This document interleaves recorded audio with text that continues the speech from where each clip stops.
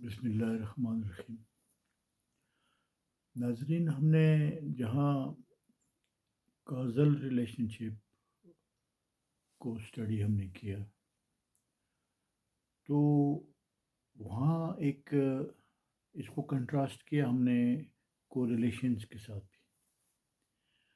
Correlation کے ایک قسم ایپی فینومینا بھی ہوتی ہے جس کو یہاں واضح کرنا ضروری ہے۔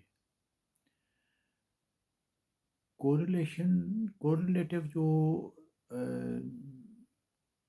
کوانٹیٹیز ہوتی ہیں، ایک کے بڑھنے سے دوسرے میں اضافہ ہوتا ہے، تو کسی تیسری وجہ سے ان میں اضافہ ہوتا ہے۔ مثلا گرمی کی وجہ سے، گرمی زیادہ ہونے کی وجہ سے آئس کریم زیادہ کھائی جاتی ہے، اور گرمی زیادہ ہونے کی وجہ سے نکر بھی پہنے جاتے ہیں۔ لیکن ایک تیسری کوانٹٹی بھی اگر ساتھ بڑھ رہی ہے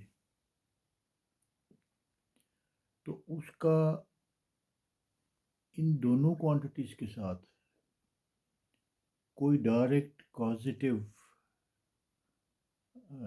ریلیشن شپ نہیں ہوتا، لیکن وہ بھی بڑھ رہی ہوتی ہے، تو اس کو ایپی فینومینا کہتے ہیں۔ مثلا اگر ایکسرسائز کی وجہ سے ہارٹ پیشنٹ کی صحت پہ مثبت اثر پڑتا ہے، لیکن اس کے ساتھ سویٹ شرٹس کی سیل میں بھی اضافہ ہوتا ہے، تو سویٹ شرٹس کی سیل میں اضافہ نہ ایکسرسائز کے ساتھ اس کا کاز اینڈ ایفیکٹ ریلیشن شپ ہے،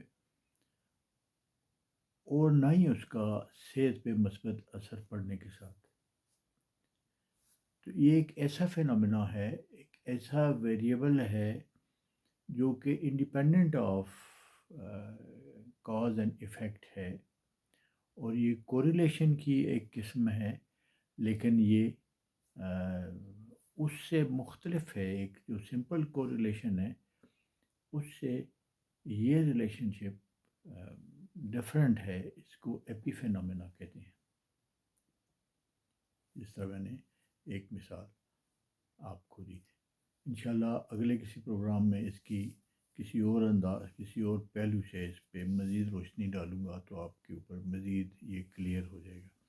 تو جب بھی ہم اسٹیٹسٹکس اسٹڈی کرتے ہیں، جب بھی ہم ڈیٹا کو اسٹڈی کرتے ہیں، جب بھی ہم مخصوص شواہد کو، مفروضات کو، دلائل کو دیکھتے ہیں، تو اس کا کاز اینڈ ایفیکٹ ریلیشن شپ بھی دیکھتے ہیں، اور کوریلیشن کو بھی ڈسٹنگوش کر کے الگ رکھتے ہیں کہ یہ کاز اینڈ ایفیکٹ نہیں ہے، یہ براہ راست اس کے اثر کی وجہ سے نہیں ہے۔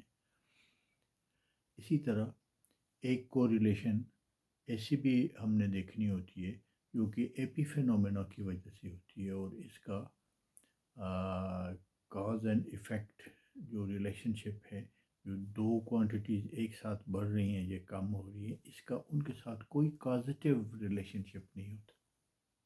Thank you very much.